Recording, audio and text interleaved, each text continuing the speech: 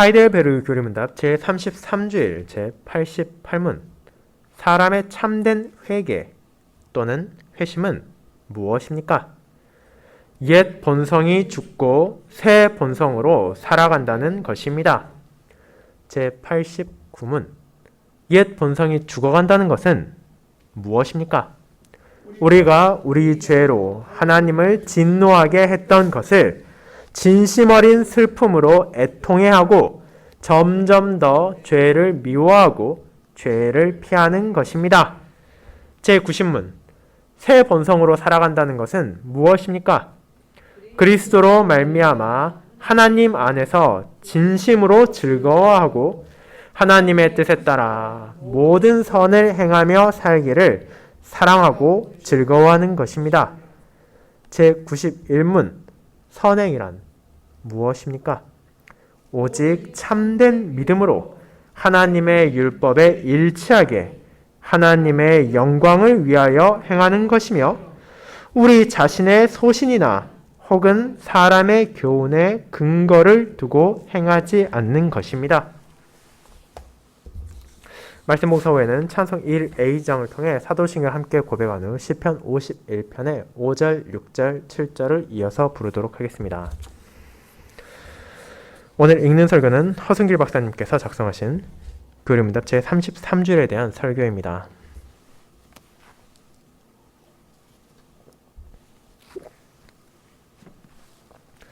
사랑하는 주 예수 그리스도 안에 있는 형제 자매님들, 오늘 교리문답 제33주일에서 우리는 사람의 회개 혹은 회심에 관한 우리의 신앙 고백을 생각하게 됩니다.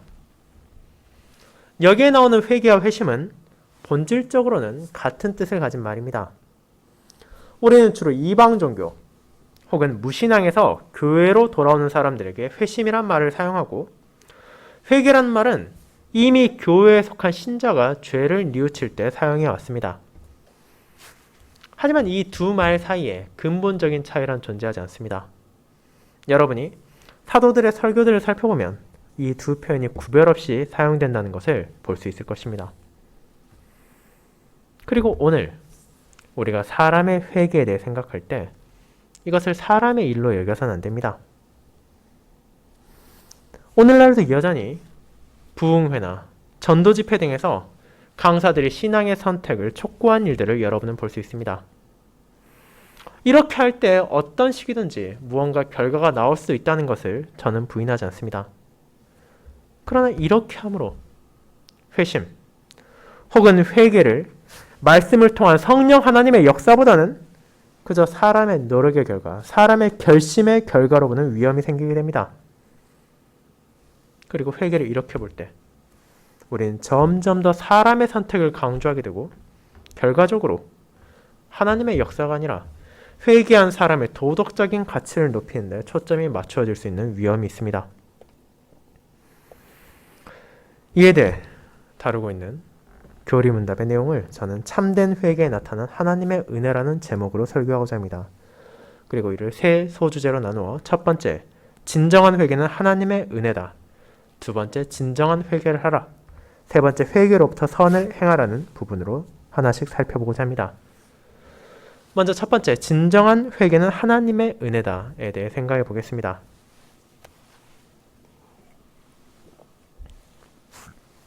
여러분, 우리가 사람의 진정한 회개를 다룰 때 우리는 사람의 행위나 그 개인의 공덕에 대해 생각하지 말아야 합니다.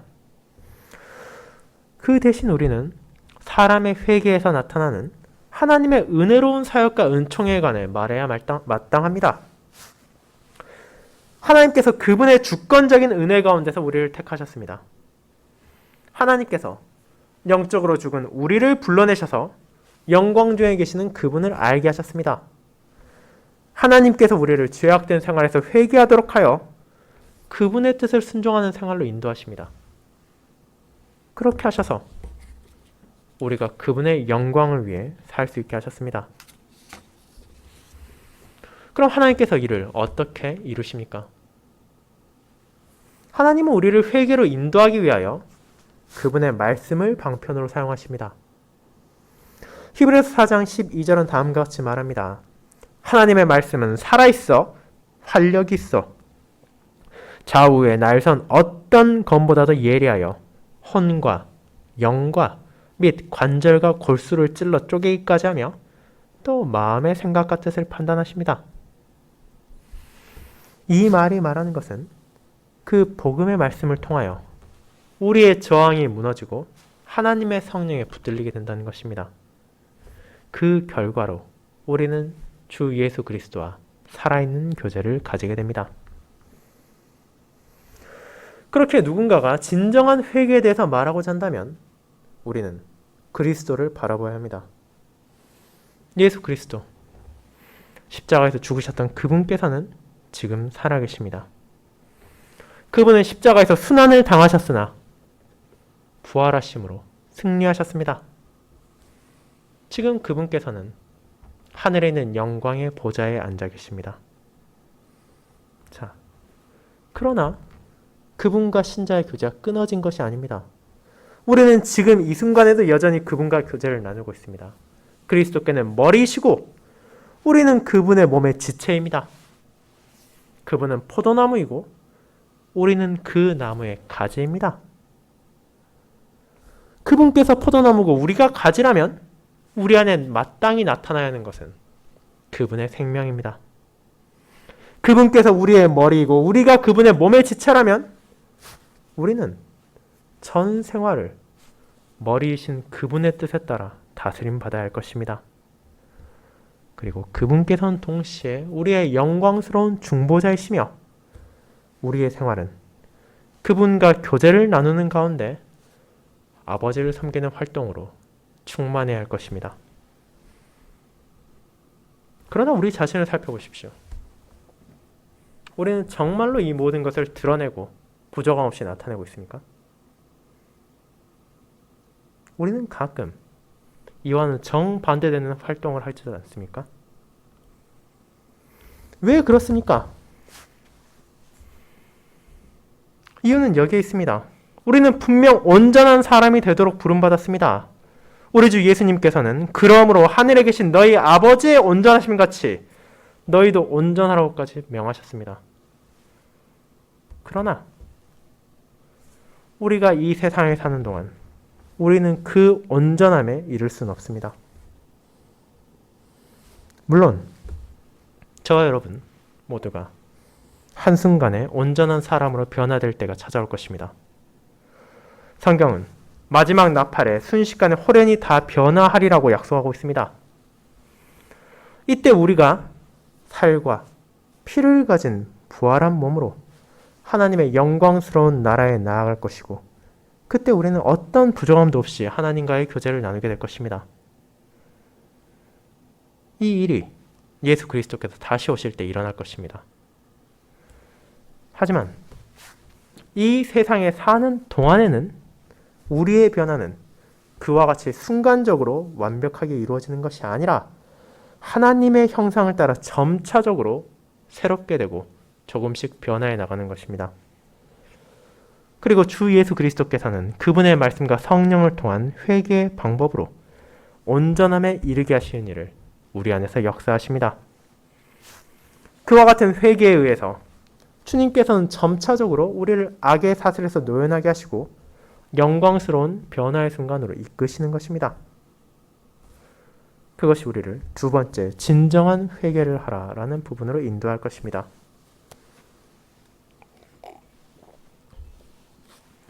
자, 그렇다면 여러분, 진정한 회개란 도대체 무엇입니까? 여러분이 교리문답을 펼쳐보신다면 여기서 나오는 것은 두 가지라는 것을 보게 될 것입니다. 옛 본성이 죽고 새 본성으로 살아간다는 것입니다. 교리문답 옛 본성과 새 본성에 대해 말하고 있습니다. 그런데 이 말들은 한 사람에게 있는 분열된 인간성을 가리키는 것이 아닙니다. 성경은 이런 것에 대해 말하고 있지 않습니다. 이는 하나님과의 관계에서 사람을 보는 말입니다. 이런 관점에서 성경은 사람 속의 옛 본성과 새 본성에 대해 말합니다. 그런데 이 옛 본성 그리고 새 본성이란 말은 어떤 사람이 고상한 욕망을 가진 사람인가, 그렇지 않으면 저열한 욕망의 지배를 받고 사는 사람인가에 대한 관점이 아닙니다. 오히려 이것은 한 사람이 무엇에 마음을 집중하고 어떤 삶의 방향으로 살아가는지에 관계된 말입니다. 하나님께서 세상을 창조하셨을 때 사람을 지으시고 그분 앞에 사람을 주셨습니다. 하나님께서는 아담을 보시고 아담은 하나님을 우러러 보았습니다. 이와 같이 얼굴과 얼굴을 대면하고 사는 관계에서 서로의 관계가 크게 발전될 수 있었습니다. 사람은 하나님 앞에서 그분의 자녀로 부름받았습니다. 사람이 피조물 세계에서 자기 사명을 잘 수행했다면 하늘과 땅은 하나님의 영광이 완전히 나타나는 세계로 나타날 수 있었습니다. 그에게 주어진 본래의 사명은 피조물을 정복하고 모든 피조물이 그 아름다움과 보배로움을 완전하게 나타내도록 다스리는 일이었습니다. 에덴 동산에서 하나님께서는 사람에게 그분의 언약으로 사랑을 나타내셨습니다. 사람이 문화적 사명을 잘 수행하고 언약의 의무를 충실히 이행하고 살았다면 하늘의 영광이 온 땅에 충만했을 것이며 만물이 하나님의 영광의 광채 속에 있었을 것입니다. 그렇기 때문에 하늘과 땅의 구별이 없어졌을 것입니다. 거기 영원한 안식이 있었을 것이며 그 세계에서 모든 사람은 모든 피조물들과 함께 하나님의 영광이 충만한 가운데 살았을 것이며 그분의 영광이 땅의 생활에도 완벽하게 반영되었을 것입니다. 그러나 여러분, 불행하게도 사람이 범죄하고 타락함으로 자신의 삶에서 등을 돌려버렸습니다. 이 타락은 사람의 첫 번째 반역이며 악한 혁명이었습니다. 우리는 모두 아담 안에서 타락함으로써 하나님의 언약에 등을 돌렸습니다. 우리는 탕자처럼 아버지의 사랑을 거절하고 허황된 생활을 쫓아 아버지의 집에서 먼 나라로 떠나버렸습니다.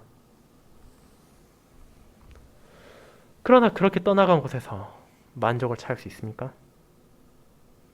우리는 먼 나라에서 참된 즐거움을 발견하지 못했습니다.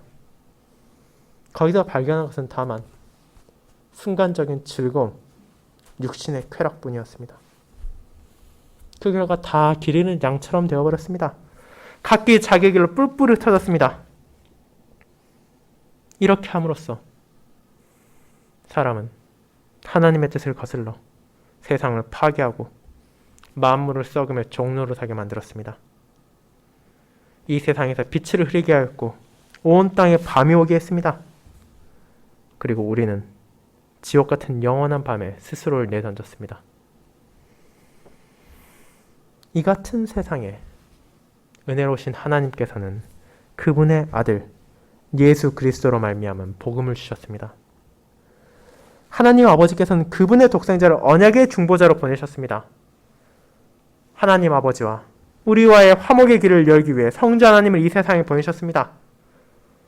그분께서는 하나님과 우리와의 화목을 위해 십자가에서 죽으시고 우리의 의롭다함을 위하여 죽은 자로부터 살아나셨습니다.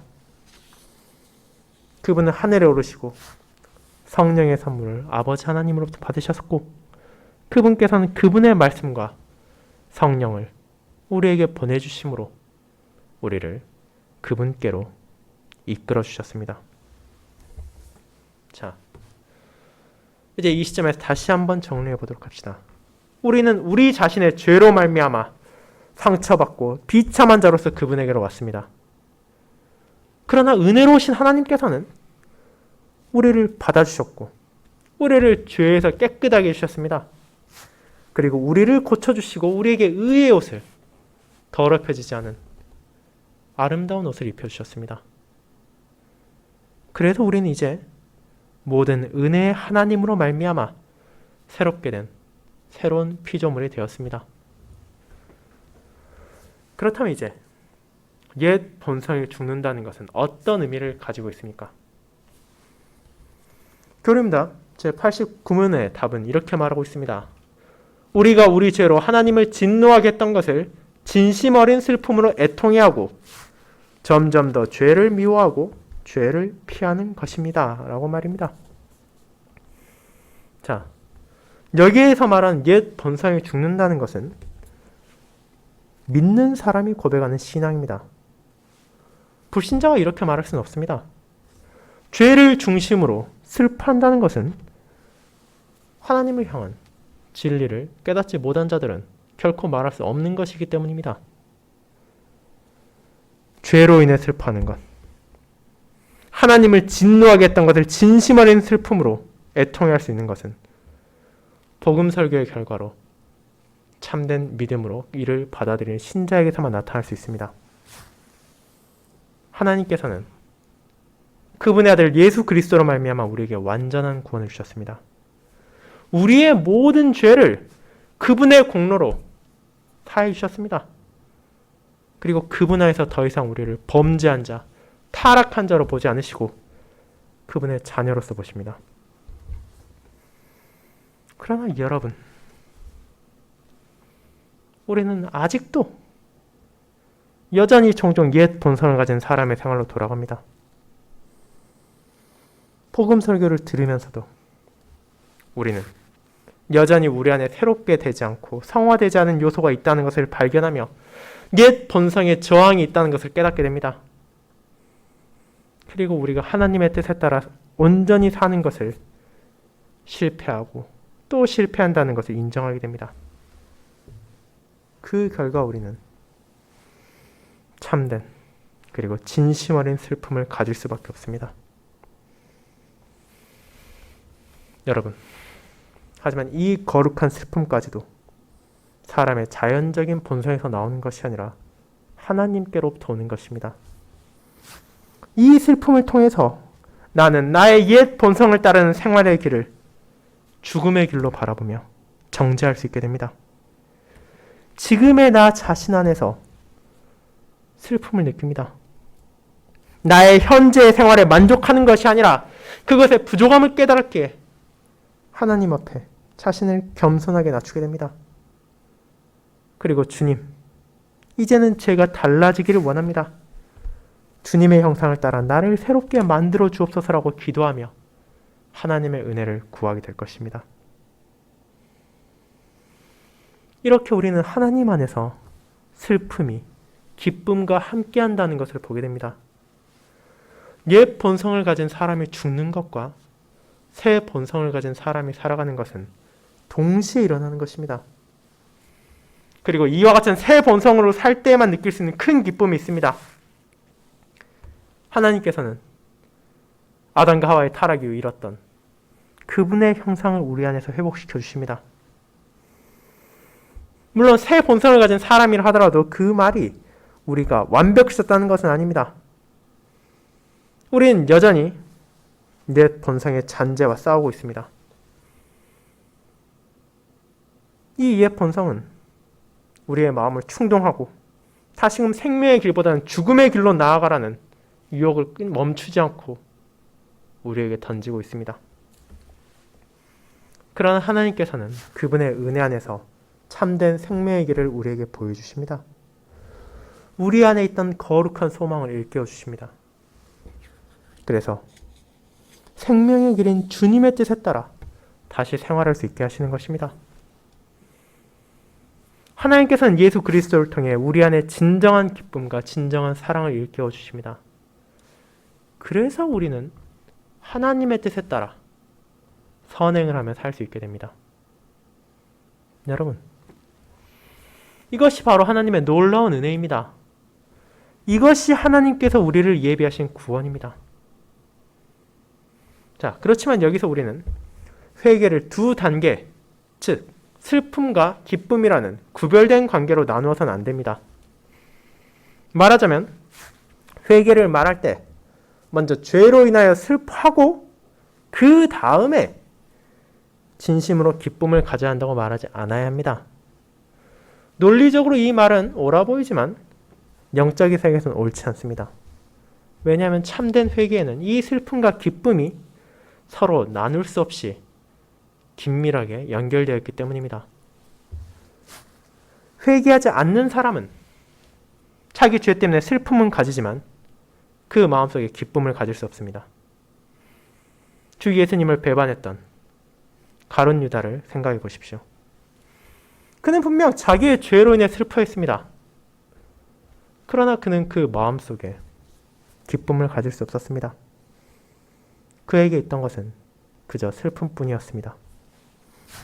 그리고 그 슬픔은 참된 회개에서 온 것이 아니었습니다. 그것은 오히려 인간의 비참 그 자체였습니다. 그 결과 그는 스스로 목매어 죽었습니다. 그의 안에서 진정한 기쁨이란 존재하지 않았습니다. 그러나 여러분, 참된 회개는 이 두 가지 요소가 함께하는 것입니다.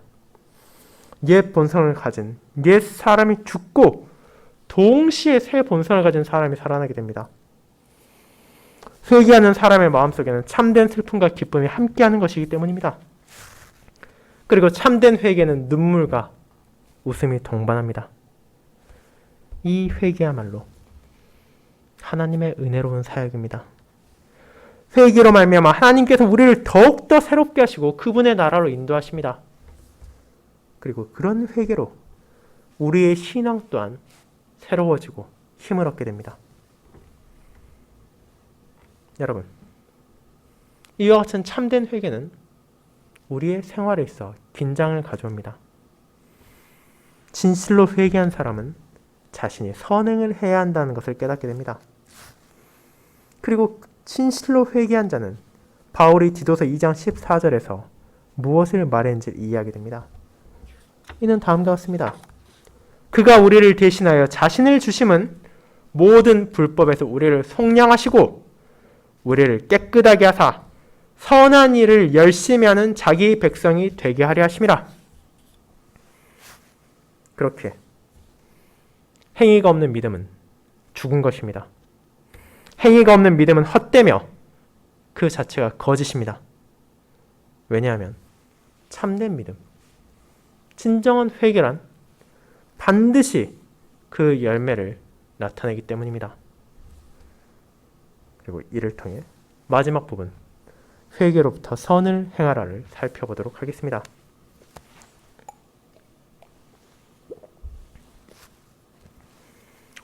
여러분, 이와 같이 회개가 무엇인지를 알았다면 이제 선행이 무엇인지를 생각해 보도록 합시다.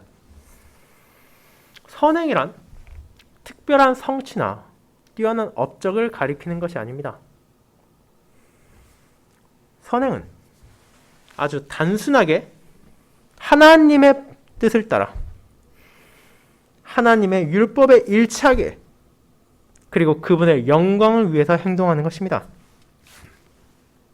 그리고 회개하는 참된 신자는 앞서 말씀드린 것처럼 이와 같은 선행을 증거하는 사람입니다. 하지만 여러분이 일부러 자기 자신을 드러내기 위해 어떤 일을 한다면 그것은 선행이 아닙니다. 참된 그리스도인이라면 선행을 위해서 그것을 보일 어떤 특수한 기회만을 찾아다니는 것이 아닙니다. 오히려 우리는 매일의 생활에 충실해야 합니다. 여러분이 맡은 매일의 일들을 감사와 기쁨을 행하십시오. 여러분에게 자녀가 있습니까? 그렇다면 언약의 자녀들을 여러분의 의무에 따라 충실하게 양육하십시오. 여러분이 누군가의 밑에서 점원으로 일을 하고 있습니까?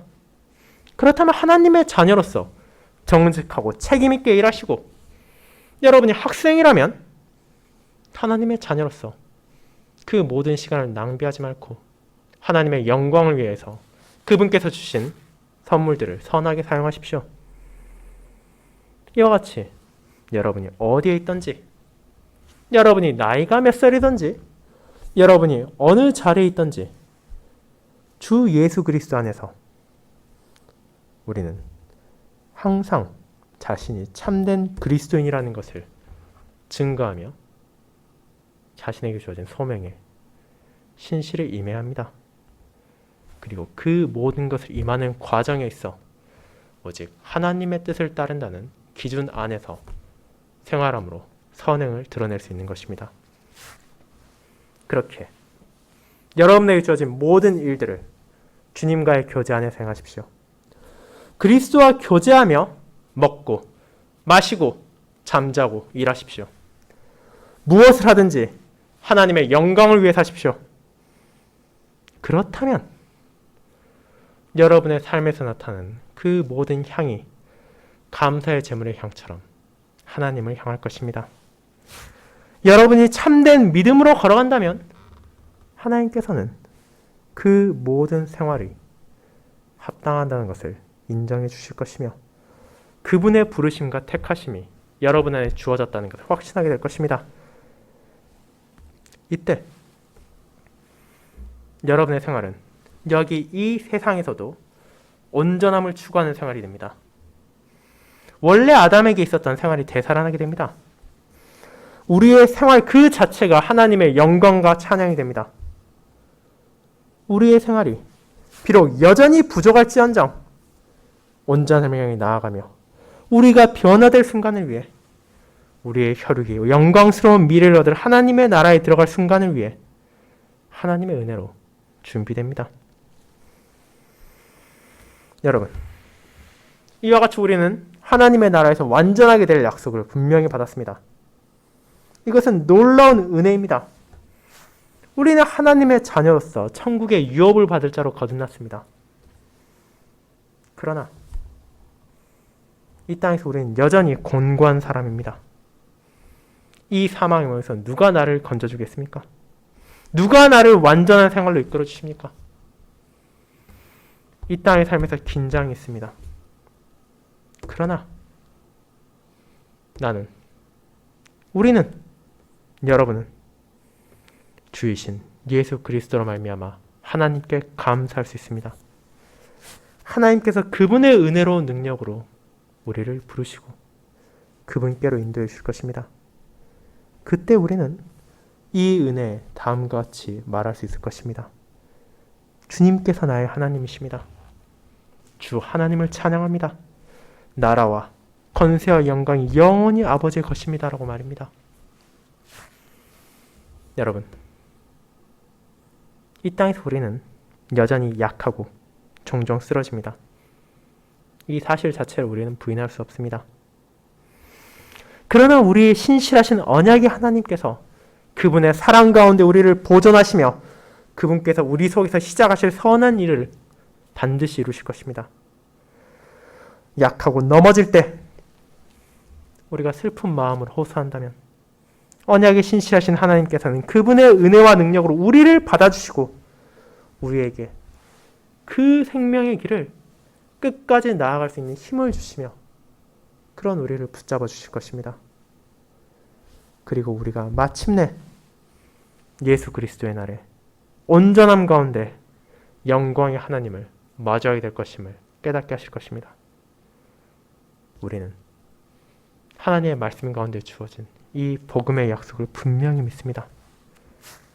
그리고 이것을 통해 우리는 옛 사람을 죽이고 새 사람을 살아가게 하는 회개를 매일같이 이루며 우리 주 예수 그리스도께서 그분의 능력과 영광을 가지고 우리의 중보자로서 하나님 우편에 영원히 살아계시다는 사실을 붙잡으며 그 위로 안에서 선행을 함으로 우리의 참된 회개, 참된 회심을 증거함으로써 하나님께 영광을 돌리게 될 것입니다.